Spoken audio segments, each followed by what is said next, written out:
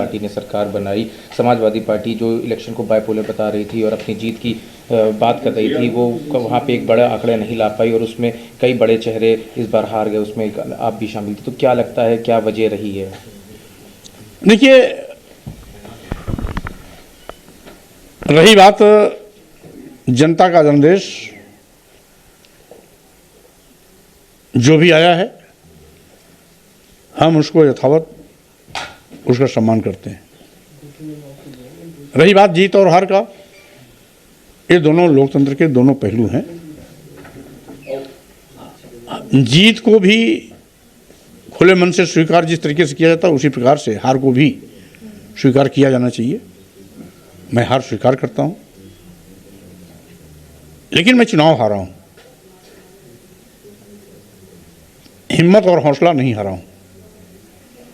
इसलिए जिन मुद्दों को लेकर के मैंने भाजपा सरकार का साथ छोड़ा था, वो मुद्दे आज भी यथावत हैं, जीवंत हैं। उन मुद्दों को लेकर के हम फिर जनता के बीच में जाएंगे। हाँ, इतना जरूर है कि उन मुद्दों को जन जन तक पहुंचाने में मैं पूरी तरह से सफल नहीं हो पाया था। नतीजा हुआ कि परिणाम अप्रत्याशित है। जहां लोगों ने समझा, जो सम्मान स्वाभिमान के साथ खड़े हो गए, वहां पर परिणाम भी सकारात्मक आए। जहां लोग नहीं समझ पाए, वहां परिणाम नकारात्मक आए। लेकिन हमें खुशी है कि समाजवादी पार्टी का जनाधार भी काफ़ी तेज़ी के साथ आगे बढ़ा।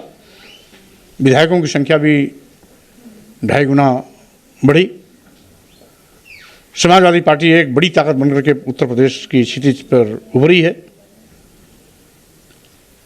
और समाजवादी पार्टी को और बड़ी ताकत बनाने के लिए निरंतर ये अभियान जारी रहेगा। क्या लगता है वजह क्या रही है? क्योंकि आज आपके जो एक और समाजवादी के सहयोगी दल हैं, उसमें केशव देव मौर्य ने कहा, बीएसपी को एक वजह बताया है। तो क्या लग रहा है कि वजह बताना या आप लोगों में खुद कोई एक ऐसी चीज़ रह गई कि जिसकी कमी रह गई, जिस वजह से चुनाव? देखिए, इस समय रोल को क्या आप भी उस पर कुछ? इस समय मैं जीत जिसकी हुई है और जिसकी हार हुई है, दोनों को मैं स्वीकार करता हूँ। क्यों हारे हैं, क्यों जीते हैं, चलते चलते इस पर नहीं कहा जा सकता। इस पर विचार मंथन होगा। ये विचारणीय विषय है कि हमारी हार क्यों हुई है, भाजपा फिर से सरकार बनाने की हालत में कैसे आई है। इन सभी बिंदुओं पर सामूहिक रूप से नेतृत्व के साथ बैठ करके विचार विमर्श किया जाएगा। जो खामियां रह गई थी, उसको दूर करने का प्रयास किया जाएगा।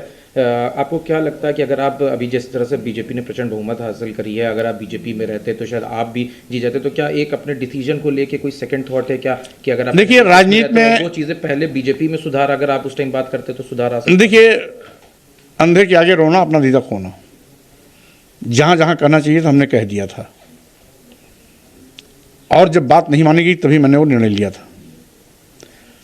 भाजपा का साथ छोड़ने का ना हमें कोई मलाल है, भाजपा की सरकार बनने पर भी ना मुझे कोई मलाल है।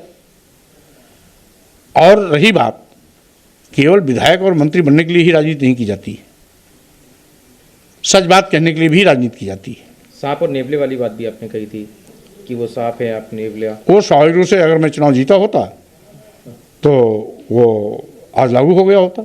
नहीं जीत पाया हूँ, इसलिए वो जो भी मैंने सेंटेंस बोला था उस पर सवाल तो खड़ा होगा। यानी कि सांप बड़े थे? नहीं, हमेशा बड़ा तो नेवला ही होता है। ये बात दिगर है कि नाग और सांप दोनों मिलकर के नेवले को जीतने नहीं दिए।